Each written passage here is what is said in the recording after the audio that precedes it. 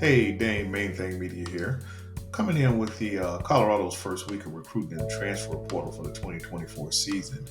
Looks like I'm going to be doing a update every few days instead of the daily or hourly updates. I prefer a compilation. It's just less time. It's a little more convenient, kind of easier to get to. So, you guys will kind of have all your information in one place. But anyway, looks like we did a pretty good week last week. On Thursday they picked up Jordan Seaton, number one tackle in the nation in that position. It was a surprise signing because apparently word was that he didn't have Colorado in his choices, and it made it a big whoop to do. I think he did it on Undisputed with Skip Bayless, Michael Irvin, and all that. You know what I'm saying? I think these guys are enjoying all of the fame, and haven't even started yet. But anyway, looks like also right after that over the weekend, picked up Amari Ward, Khalil Benson, Justin Mayers, and Tyler Johnson, and Yakiri Walker. And the thing about this is that I didn't really doubt that they would bring in some linemen, but they brought a lot of linemen in really really quick. And the crazy part about it was that a lot of naysayers out there had it was like, oh, he'll never be able to build an offensive line in a decent time.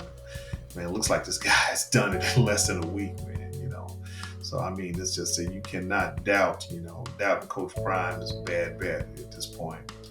So while some of these guys are, like I say, they're not all first year.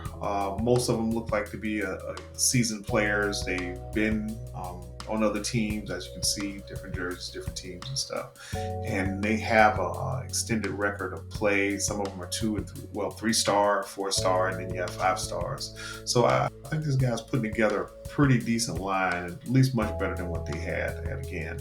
So I want to say that from what we're seeing, he's not done. He seems to be adding a few other linemen and defensive players that are coming up supposedly this week. And this will add depth to the team. And I think they lacked a lot of depth last year because it was so last minute when he came in. He just didn't have the time or possibly the knowledge to know where to look to get all these players. So I think this is going to be a pretty interesting look here.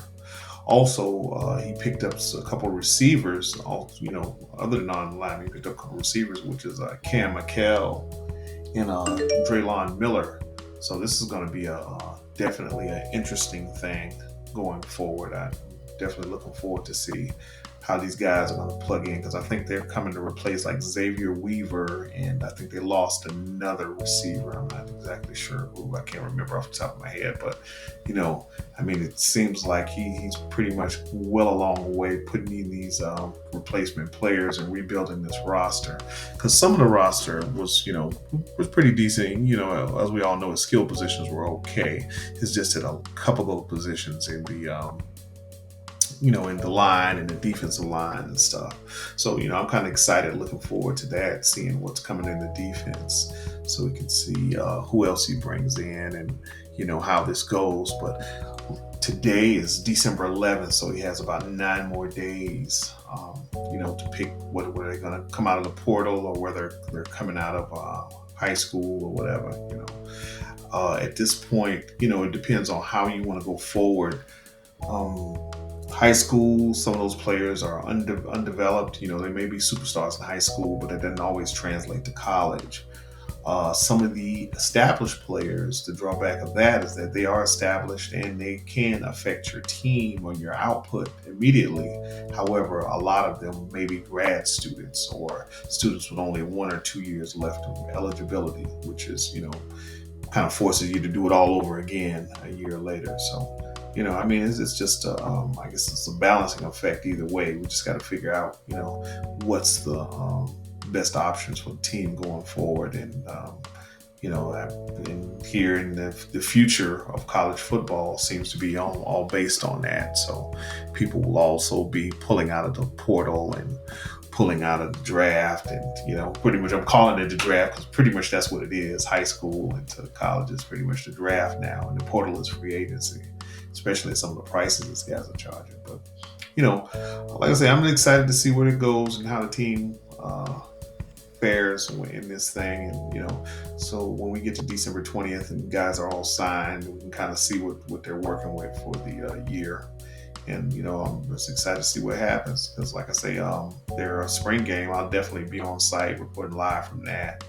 Get a lot of good footage and probably get a chance to meet some of these guys in person to person. So, anyway, stay tuned and I'll catch you guys on the next one, man.